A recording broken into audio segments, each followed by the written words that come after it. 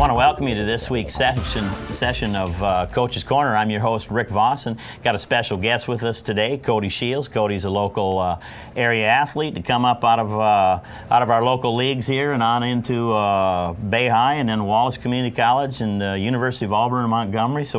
And then drafted by the Cubs. So we're going to kind of go through the Cody Shields story a little bit. But Cody, welcome out and congratulations. Thank you, man. Glad to be on here. Well, it's good. You know, we reminisce. I eat breakfast every morning with your dad, naturally, and we talk a lot of baseball. And you're a part of that conversation. And of course, this is the second Shields that's been drafted. Right. Now, my question to you is, where did all the athleticism come from? Was it from your mom or your dad? Both of them. My dad, he played college basketball, as you know, and my mom was a college cheerleader, so I like to think I got it from both of them. I kid my dad a lot. I tell him I got it from mom. Well, the speed's got to have come from mom. It didn't come from him. Well, let's talk a little bit about growing up. You know, Cody, we often say as coaches we'd like to have a team full of little brothers. And, you know, your story as a little brother, you got a chance to watch Trey go on to Williamsport, the Little League World Series, which is just a thrill in itself. And I know you were there. What was the thought there? Well, I mean, it was great. You know, always growing up with him, it was always a challenge and everything. And, you know, he always set the bar high. You know, he had a lot of accomplishments, so it was always, you know, a brother thing, always trying to one up him. So I think I had the advantage being a little brother sometimes, you know.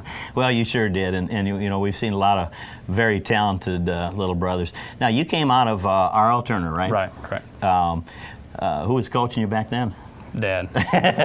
Naturally. Dad. So Dad gets all the glory, right? He was the one that taught you? Oh, yeah, definitely. Well, Cody, growing up, positional-wise, normally, where did you play? Infield. Yeah. Infield. I played second base and shortstop, you know, year in and year out, just trade off, but always in the infield. And then we slid up to Bay High School, and you were a second baseman there, right? Second and short. Same thing. Yeah. Now, did you pitch much growing up? I did. Little League, I pitched a lot, and when I got to Bay High, I kind of laid off for a little bit, and we needed some guys to come and throw strikes junior year. So I pitched a pretty good bit junior year and pretty good bit senior year, but I always liked the infield a lot better. Yeah. Well, and actually, after Bay High, you slid over into Wallace Community College, and I think Mackey used you a bit also as an infielder. Right. It's actually a pretty funny story. He wanted me just to pitch.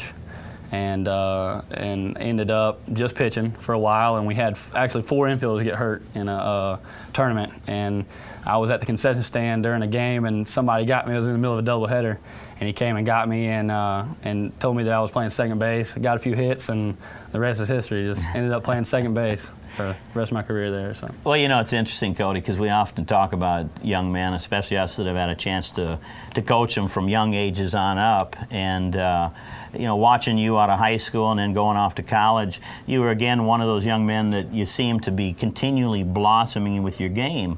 And I'm sure you can reflect back with different athletes that you grew up around, and you've seen them where they kind of plateaued out at 12 and 14 and high school. And but you know, you got better up at Wallace Community College, and incidentally, we had Coach Sasser on here last week, which was a great time. And then you went off to University of Auburn, Montgomery. Right. And you know, you played with a legend over there too with QE. Oh yeah. Well, yeah, it was definitely an honor playing with him, definitely. But and, I mean, it's all been a process, and I've enjoyed every bit of it, and I do feel like I did blossom a little late, but I guess it's better late than never sometimes, you know. So I've been happy with how it's all turned out. Well, that game always has to be progressing too, you know. You're getting better, and of course your competition is different. You know, you go off to college, there's a lot of friends that you grew up playing with that are no longer playing. Right. Now, I think you were fortunate because you still had a few of them around you from both levels.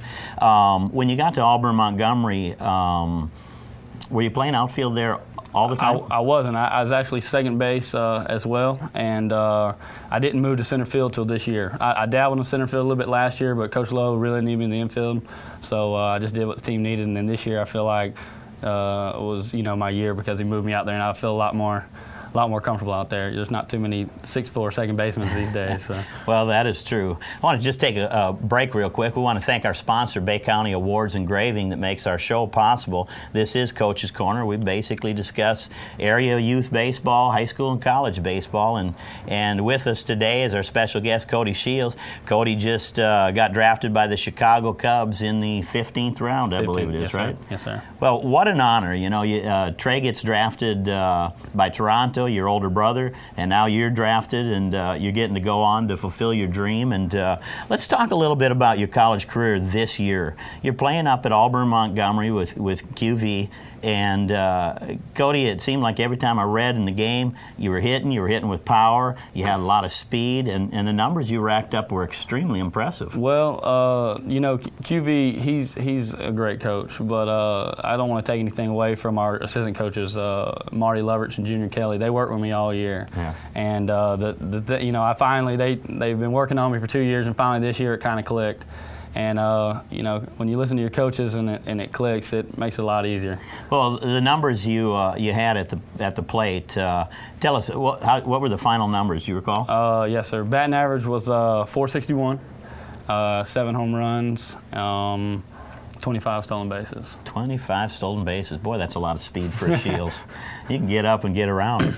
Well, you covered that outfield good, and you know what I like too about your conference, you had a tough conference. I think we ended up with 3 teams that went off to the World Series out of your conference, right? Yes, sir. We had 3, Southern Polytechnic, Berry College, and Lee University, and we actually lost out in the regional to go. So yeah. We had a good showing this year. Well, it was, and let's see, you also made second-team All-American. Yes, sir. Well, that's quite an honor.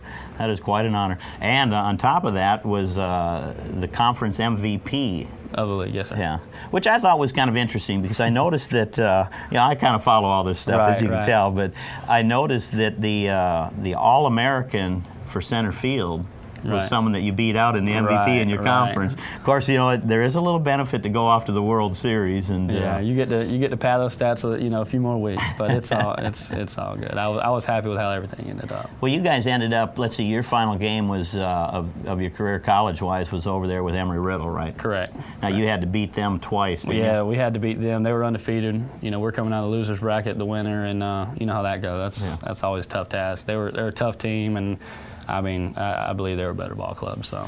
Well, I noticed earlier in the year they looked a little soft. They looked like they were having a hard time getting it together. They did. We actually played them earlier in the year and spanked them pretty good both times. So, I mean, we felt good going out there. They were the #1 seed. And, you know, we really felt like we had a great chance to move on to the World Series. But they had pieced a few things together there throughout the year, and I think we actually lost a little bit, some of our pitching, so ended up at the end of the year when it counts, they were a better ball club. Well, you know, I talked to the area Twin Scouts, and don't want to mention any names, Charles Jackson. But anyway, Charles had looked at Emory-Riddle, and he says, boy, that's not much of a team. And then another friend of mine that coaches up at Bellevue University, and he come down in the preseason and played Emory-Riddle and said that might have been one of the softer teams. But, you know, the ability in coaching is the ability to make the changes you need down the stretch. Right. And they looked like they made some serious changes. Although I was kind of thinking you guys were going to get through them too, so I was a little surprised. Yeah, definitely. But like I said, we had a few injuries, and our pitching, you know, staff kind of got hurt a little bit. Well, it looked like by committee on that final day. I saw there must have been about 4 or 5 arms in there. Definitely. Actually, we had 2 people that had never thrown before pitching our last game. So. Yeah. Well, we often can see it happen. Well, Cody, we're going to continue on and talk a little bit about the draft and some more area baseball here in our next segment. But again, this is Coach's Corner. I'm your host, Rick Vossen. With me is Cody Shields from the Chicago Cubs.